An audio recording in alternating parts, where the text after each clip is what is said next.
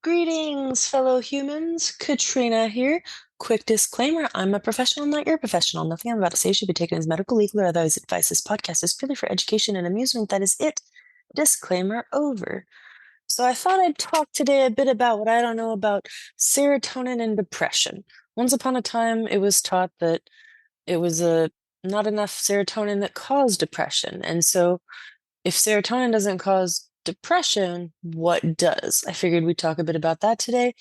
Might be inflammation, the gut-brain connection, and other possibilities. This is from Psychology Today, reviewed by Tyler Woods, posted in July of 2022. So the key points that I'll be talking about today is that serotonin may not explain depression, but research on other brain pathways may provide answers.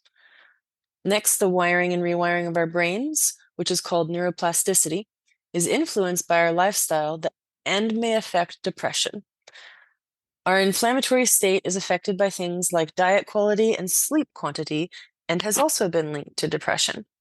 Lastly, the key point is the gut-brain connection and our hormonal state are influenced by lifestyle choices and are connected to brain health and depression. So for like the last half a century, the dominant explanation for depression has centered on serotonin. The basic idea, what I said before, low levels of brain serotonin or serotonin activity lead to symptoms of depression.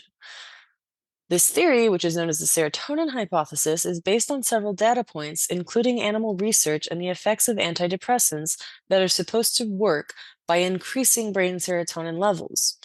But in the last several decades, a number of researchers have challenged the idea that serotonin plays a principal or even major role in depression. In recent days, the serotonin hypothesis of depression has been explicitly challenged by a number of scientific publications.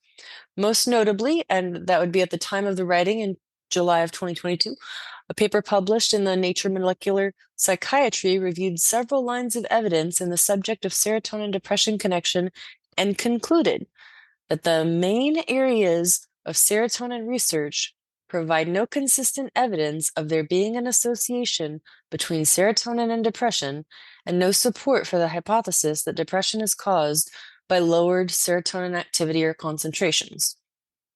Data points like this recent study point to the major question. If serotonin isn't driving depression, what does explain the brain state of hundreds of millions of people living with it? While there are many potential explanations, here are four major symptoms that may prove more important to the brains of people with depression and some ways we may be able to target them. First off, brain rewiring, neuroplasticity. One of the most empowering results of neuroscience research is the idea that our brains are constantly being rewired. Specifically, neurons are actively changing the number and strength of their connections to other neurons and to non-neuron brain cells called glia. This process, as I said, is called neuroplasticity, and it's increasingly thought to play a role in mood disorders like depression. I think there's a common phrase among neurologists that says neurons that fire together wire together. And that's a simplistic view of neuroplasticity. So supporting factors in the neuroplasticity depression connection include imaging findings, cell study research, and measurements connected to the rewiring process. The basic idea is that in depression, there may be issues with the quality, number, and type of connections our neurons make, and this may help explain depression symptoms. Importantly, research is showing that we may be able to positively affect neuroplasticity through lifestyle factors like exercise, learning new things, and potentially certain dietary modifications. There are also data showing that conventional antidepressants, as well as psychedelics, may positively influence neuroplasticity. Second, inflammation. So the planet had a wake-up call to the significance of immune health in the context of the pandemic. But immune health is linked to far more than just risk for infectious disease.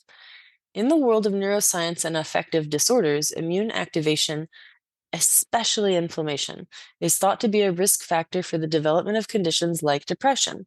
Higher levels of inflammation in our bloodstream have been linked to worse brain function. When excess or chronic inflammation is present in the brain, it appears to influence the number of pathways involved in depression. First, it may impair the healthy function of the neurons by physically damaging them. Inflammation may also block healthy neuroplasticity while leading to the generation of toxic breakdown molecules like, and I'm going to pronounce this wrong, quinolinic acid, that could further damage the neuron health and contribute to depressive pathology. Now, within the brain, research shows that unique immune cells called microglia may be key to sustaining inflammation. So how is our inflammatory status regulated? It appears to be sensitive to the quality of things like our diet, sleep, exercise, stress-lowering interventions, and potentially even nature exposure. I forget where I heard this, so I don't know if it's true or not, but I heard somewhere on the internet that 20 minutes of being around water, like a body of water a day, improves our mental health. Can't hurt to try. 3, the gut-brain connection. So the gut is home to trillions of bacteria and the majority of our immune cells, making it a major hub for information transfer. A wide range of research now suggests that the gut and the brain are in constant communication, and it's been proposed that this data exchange may have an effect on everything from our cognitive state to our mood. Researchers have proposed that the state of our gut health, for example, the leakiness of our gut lining, the immune cells in the gut, and the diversity of the microbes that live in our gut, plays a major role in our mental health and may significantly influence depression symptomology. One of the most impressive aspects of our gut is the quantity and diversity of microbes that call it home. These bacteria make up the gut microbiome. Alterations in the bacteria that live in the gut microbiome have been linked to depression. It's thought that these bacteria may influence brain function through their effects on the vagus nerve, which runs from the gut to the brain. If you don't know the polyvagal theory, check it out, Google it. There's a whole theory on the polyvagal nerve and stimulating that vagal nerve. And yeah, so back to, it's thought that these bacteria may influence that, the vagal nerve, as well as their impact on the immune system by affecting levels of inflammation. And through tiny molecules they create, short-chain fatty acids, which may reach the brain by way of the bloodstream. 4, endocrine or hormonal changes. When it comes to the regulation of brain function, a wide range of hormone pathways are thought to play important roles. This research extends to depression, and while certain hormonal changes can be hard to reverse, there's also much we can do to help improve aspects of our endocrine signaling pathways. Likely, the strongest endocrine depression connection, dysregulation of the hypothalamic pituitary adrenal, or HPA axis, aka the stress system, is thought to significantly increase the risk for depression. For example, people with an episode of major depression are 2.5 times more likely to have experienced a stressful event prior, and a single high-stress event has been found to increase the risk for a depressive episode by 1.4 times. Issues with the HPA system may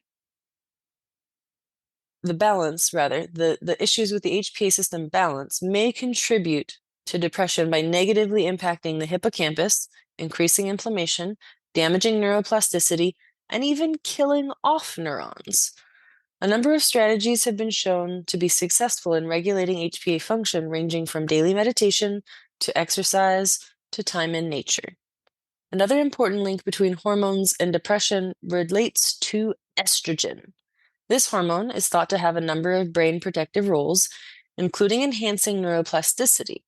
It has been proposed that declining levels of estrogen and related hormones during and after menopause may help explain the higher rates of depression seen by women in this period. While some research suggests that estrogen replacement therapies may present an interesting treatment strategy, there is still considerable debate around the safety of this practice. Insulin is a key metabolic hormone that facilitates the uptake of glucose by cells throughout the body. In the brain, insulin is thought to regulate blood sugar as well as influence memory and behavior. Insulin resistance is an increasingly common condition of metabolic dysfunction, where our bodies have trouble sensing insulin and using glucose, and it's now been linked to a substantially higher risk of developing depression. A wide range of techniques can help improve insulin resistance in most people, especially those related to dietary modification and exercise.